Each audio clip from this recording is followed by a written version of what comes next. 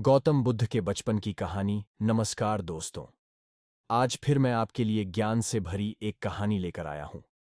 बुद्ध का परिचय। वह कौन थे? बुद्ध दुनिया के सबसे बड़े धर्मों में से एक, बौद्ध धर्म के संस्थापक थे। बुद्ध एक बुद्धिमान और दयालु व्यक्ति थे। उन्होंने लोगों को विपरीत परिस्थितियों से मुकाबला करना सिखाया। बचपन में उन्हें सिद्धार्थ गौतम कहा जाता था। सिद्धार्थ गौतम एक राजकुमार थे जो ईसा पूर्व 6ठी और 4ठी शताब्दी के बीच रहते थे। उनका जन्म नेपाल और भारत के बीच की वर्तमान सीमा पर हुआ था। हालांकि उनके बारे में कई किंवदंतियां हैं, लेकिन उनके जीवन के बारे में कुछ भी निश्चित रूप से ज्ञात नहीं है। ऐसा माना जाता है कि वह उम्र, बीमारी और मृत्यु के प्रभाव से मुक्त होकर विलासिता में बड़ा हुआ है। बच्चों के लिए भगवान बुद्ध की कहानी। एक समय की बात है, कपिलवस्तु नामक स्थान पर राजा शुद्धोदन और रानी महामाया रहते थे। रानी महामाया ने लुम्बिनी गार्डन में एक प्यारे से बच्चे को जन्म दिया, जिसका नाम सिद्धार्थ रखा गया। दुख की बात यह है कि जन्म देने के 7 दिन बाद रानी की मृत्यु हो गई। जब सिद्धार्थ बड़े हुए तो काला देवला नाम के एक बुद्धिमान व्यक्ति ने राजा को सूचित किया कि वह ऐसी चीजें देखेंगे जो उन्हें दुखी कर देंगी और उन्हें जंगल में भागने के लिए प्रेरित करेंगी। परिणाम स्वरूप राजा ने सिद्धार्थ को कभी भी शाही दीवारों से बाहर नहीं जाने दिया। सिद्धार्थ एक प्रतिभाशाली और हंसमुख युवक था जो दयालु और देखभाल करने वाला था। एक दिन सिद्धार्थ और उनके चचेरे भाई देवदत्त पैदल जा रहे थे। देवदत्त ने एक हंस को देखा और उसे वहीं मार गिराया।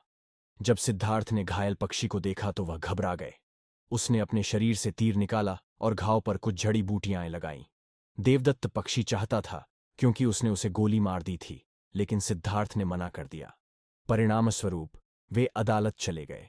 दरबार में बुद्धिमान व्यक्ति ने कहा कि हंस उसका है जिसने उसे बचाया, उसका नहीं जिसने उसकी जान लेने का प्रयास किया। राजकुमार परिपक्व होकर एक युवा व्यक्ति बन गया। राजा शुद्धोदन ने उनकी शादी प्यारी राजकुमारी यशोधरा से कर दी। राजा ने सोचा कि जब सिद्धार्थ का विवाह होगा तो वह कभी अपना घर नहीं छोड़ेंगे। दूसरी ओर सिद्धार्थ को महल में असंतोष महसूस हुआ। चलो महल के बाहर घूमने चलते हैं, उन्होंने एक दिन अपने नौकर चन्ना से आग्रह किया। रास्ते में राजकुमार को एक बुजुर्ग व्यक्ति मिला जो झुका हुआ था। राजकुमार का पहले कभी किसी बुजुर्ग व्यक्ति से सामना नहीं हुआ था। उन्होंने कहा, वह क्या है चन्ना? यह एक बुजुर्ग सज्जन है, चन्ना ने कहा। एक दिन राजकुमार, हम सभी बुजुर्ग होंगे। राजकुमार व्याकुल होकर अपने महल में लौट आया। कुछ दिनों बाद सिद्धार्थ फिर बाहर चले गए। इस बार उनका सामना एक बीमार व्यक्ति से हुआ जो पीड़ा से कराह रहा था। वह आदमी क्यों रो रहा है? सिद्धार्थ को आश्चर्य हुआ। उसने पहले कभी किसी बीमार व्यक्ति को नहीं देखा। छन्ना ने जवाब दिया, वह अस्वस्थ हैं और गंभीर दर्द के कारण कराह रहे हैं। सिद्धार्थ दुखी होकर महल लौट आए। अगली बार जब सिद्धार्थ बाहर निकले तो उन्होंने देखा कि लोगों का एक समूह एक शव को घसीट रहा है। एक दिन हम सब मर जाएंगे, छन्ना ने सिद्धार्थ को समझाते हुए कहा कि वह एक मृत व्यक्ति को देख रहे हैं। सिद्धार्थ जानते थे कि उनके पिता ने उन्हें इन खतरों से सुरक्षित रखने के लिए महल में रखा था। क्या हम सभी को बूढ़ा, बीमार और मरना होगा? उसे मन ही मन आश्चर्य हुआ। क्या कोई अन्य विकल्प नहीं दिखता? सिद्धार्थ एक बार फिर चले गए।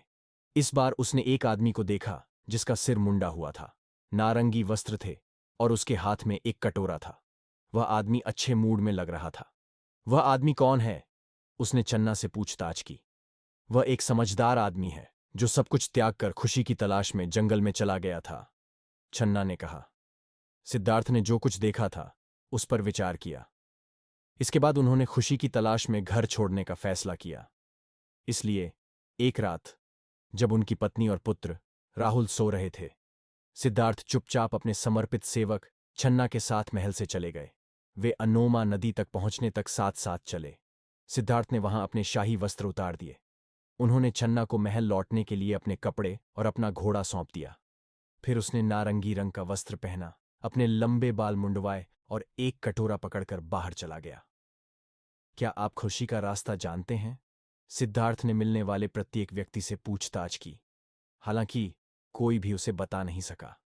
अंत में वह एक बोधि वृक्ष के नीचे बैठ गए और समस्या को स्वयं हल करने का प्रयास किया। उन्होंने ध्यान करना शुरू कर दिया। कई दिनों के बाद उनकी यात्रा खत्म हुई।